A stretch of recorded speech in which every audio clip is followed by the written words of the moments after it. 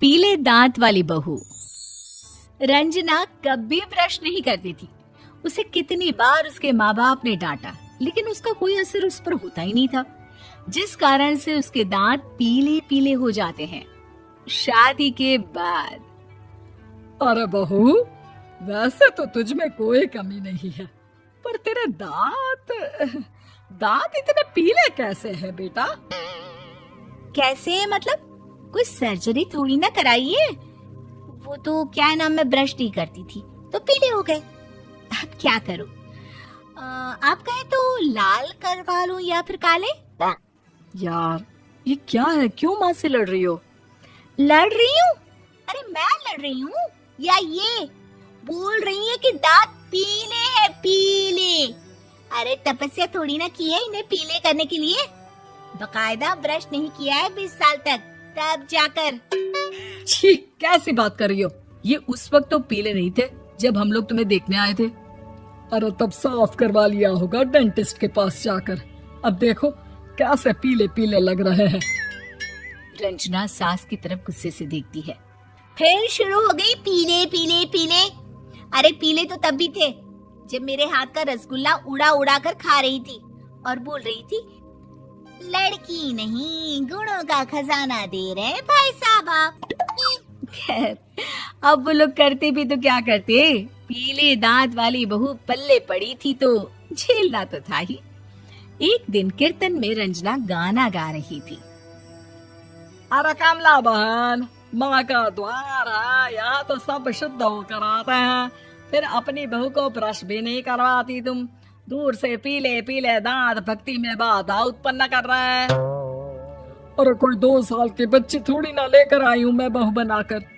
अच्छी खासी लड़की है, अरे कैसे करवाऊं ब्रश? ये तो उसे खुद करना चाहिए ना।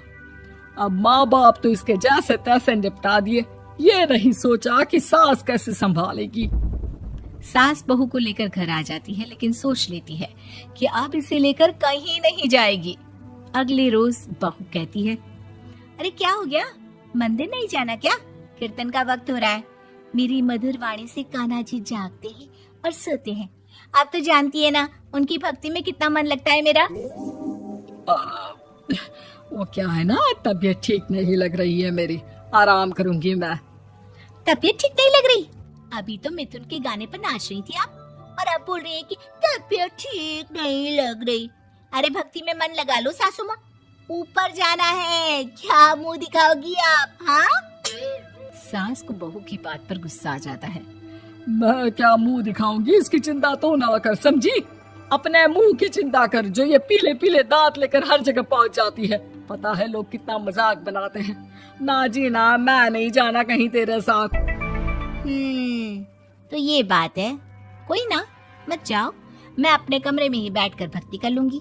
ऊपर वाला दांत थोड़ी ना देखता है, मन देखता है, भावना देखता है। और अरे बस बस, तू सब कुछ दिखा, बस ये सफेद चमकदार दांत ना दिखाना किसी को, है? जा यहाँ से। बहू को सास की बात का कोई फर्क नहीं पड़ता, वो तो जैसी थी वैसी ही रह जाती है।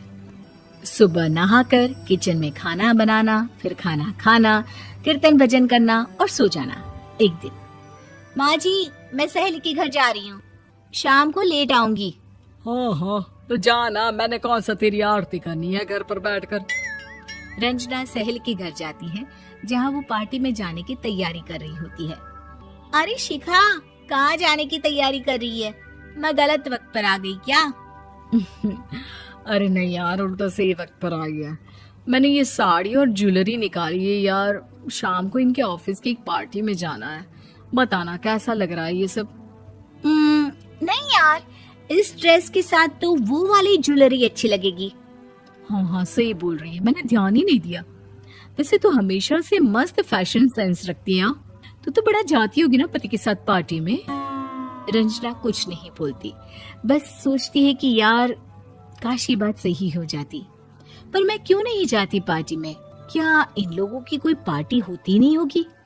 रंजना घर आती है और रात में पति से सवाल करती है, एक बात बताइए, आप मुझे किसी पार्टी में क्यों नहीं ले जाते?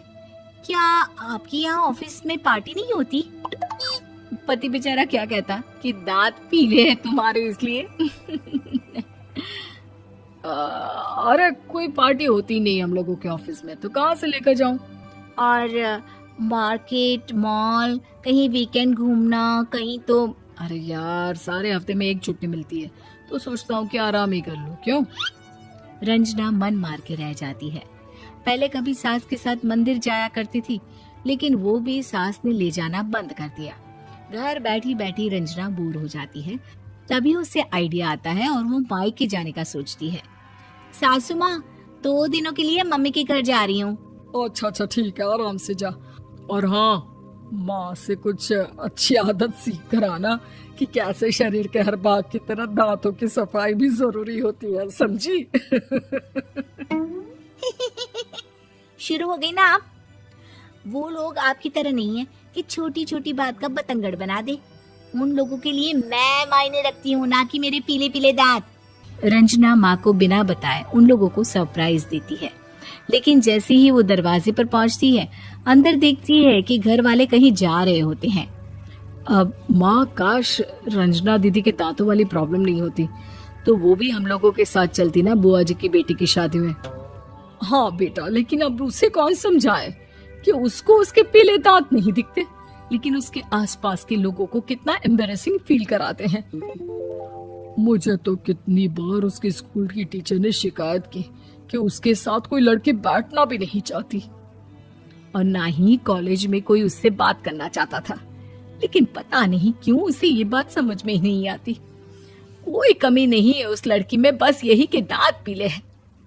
वो तो भला हो जीजा जी और उनकी माँ का, जो दीदी को जैसी है वैसे ही रखा हुआ है। रंजना को अपने घर वालों की बात सुनकर बहुत दुख होता है। वो सोचती है कि वो क्या करे, लेकिन फिर वो सीधा डेंटिस्ट के पास जाती है, अपने दांत चमकाती है और कसम खाती है कि वो रोज ब्रश करेगी। अरे क्या हो गया? तुम तो 2 दिनों के लिए गई थी ना, पर कोई ना, अच्छा है, चलो आ गई तो। रंजना सास के सामने आकर खड़ी हो जाती है और पूरी स्माइल करती है, उसके चमकदार दांतों को दिखाती हुई। हैं? चले मंदिर? माँ, मुझे माफ कर दीजिए, मैंने आप लोगों को बहुत एम्बैरेसिंग फील करवाया। मैं आज से रोज ब्रश करूंगी।